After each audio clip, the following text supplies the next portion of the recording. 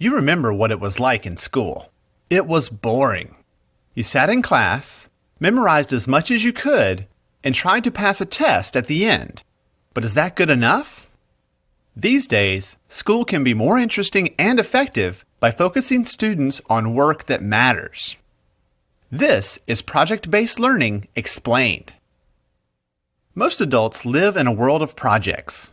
Whether it's a job assignment, home improvement, or planning a wedding, we need to actively solve problems.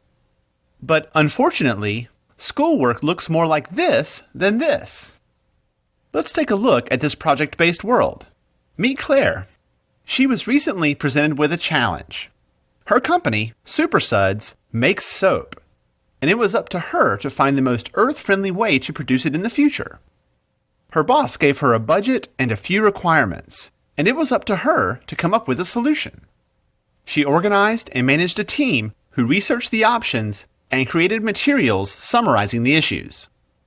Claire's team asked for feedback and presented their findings to the boss.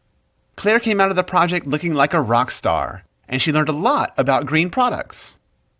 If you look closely, Claire's success involved critical thinking, collaboration, and communication, things that aren't often taught in traditional classrooms.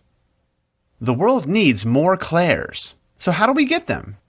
The answer is project-based learning, or PBL.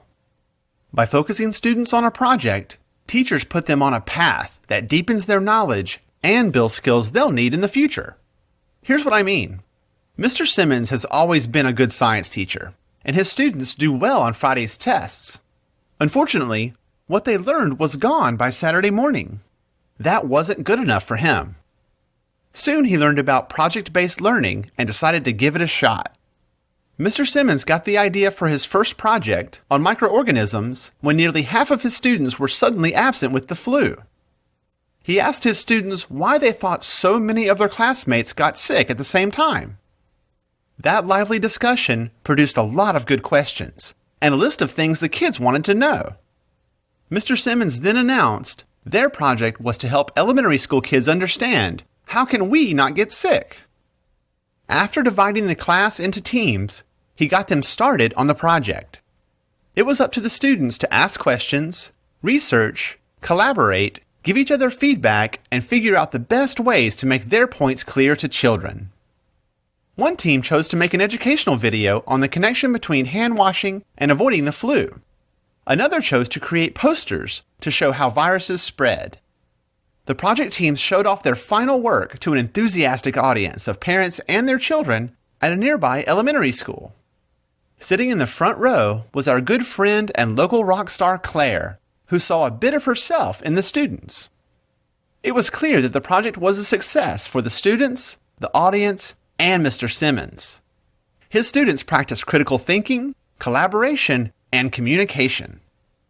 The project wasn't about memorization, but learning in depth about viruses and how to prevent spreading disease, a lesson they will never forget. At the end of the presentation, Claire introduced herself to the students and told them that they were rock stars and that the world needs more people who can think like them. To learn more about project-based learning, go to BIE.org.